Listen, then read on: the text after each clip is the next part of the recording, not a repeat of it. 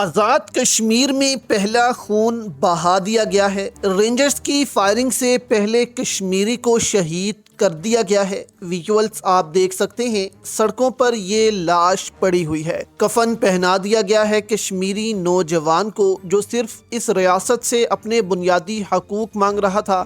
کوئی آزادی کا مطالبہ دوستوں نہیں کر رہا تھا، کوئی باغی نہیں ہو گیا تھا، لیکن ریاست کہتی ہے نہیں، ہم نے تمہیں کچلنا ہے، ہم نے تمہیں کوئی حق نہیں دینا، تمہاری ہمت کیسے ہوئی ہم سے حق مانگو۔ شاذیب حبیب دوستو اس بندے کا نام بتایا جا رہا ہے، جو رینجرز کی گولی لگنے سے شہید کر دیا گیا ہے، اور گولی اصل میں ماری گئی تھی عمر نذیر کشمیری کو، جو کہ عوامی ایکشن کمیٹی کے ممبر ہیں۔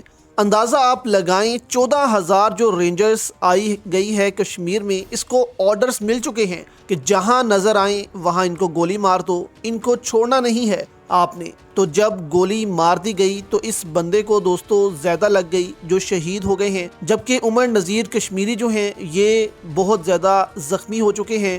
کھائی گلا کا یہ واقعہ ہے جہاں پر ان کو گولیاں ماری گئی ہیں۔ یہ نوجوان جو ہے یہ شہید دوستو ہو گیا ہے، ایک کو شہید کر دیا گیا ہے، ایک ممبر جو ہے وہ شدید زخمی ہے۔ لیکن اس شہادت کے بعد جو اعلان ہوا ہے عوامی ایکشن کمیٹی کا دوستو، اس کو شاید اب عمران خان کے علاوہ کوئی کنٹرول نہیں کر سکے گا۔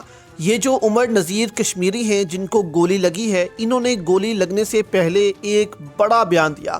انہوں نے کہا کہ 9 جون کو ہم نے جو ہے وہ سر پر کفن باندھ کر نکلنا ہے، ہم کمر پر یا پیٹھ پر گولی نہیں کھائیں گے بلکہ سینوں پر گولی کھائیں گے۔ ہم بالکل تیار بیٹھے ہیں۔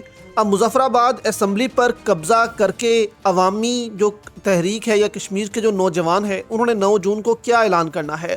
آپ حیران ہوں گے کہ اب یہ اس چیز کو نہیں روک سکتے۔ اب انقلاب ان کی دہلیز پر بالکل کھڑا ہوا ہے، جو صرف عمران خان اب روک سکتا ہے۔ یہ سب سے پہلے دوستو آپ ویڈیو دیکھیں کہ نوجوان جو ہے اس نے کہا کہ اگر ایک بھی ہمارا شہید ہوا تو پھر ہم پاکستان سے بھی الگ ہونے کا اعلان کر دیں گے۔ یہ پہلے آپ ویڈیو سنیں۔ 14,000 فورسز کوئی مسئلہ نہیں ہے، اور 9 لاکھ اس پار ہمارا کچھ نہیں بگاڑ سکی۔ یہ ہمارا کیا اوقات ہے؟ کوئی بیگم ہو جائے، کوئی مسئلہ شسلہ نہیں ہے، کوئی 14,000 فورسز۔ وہ دیکھیں نا کیسے نقاب سلکتے ہیں چہرے سے۔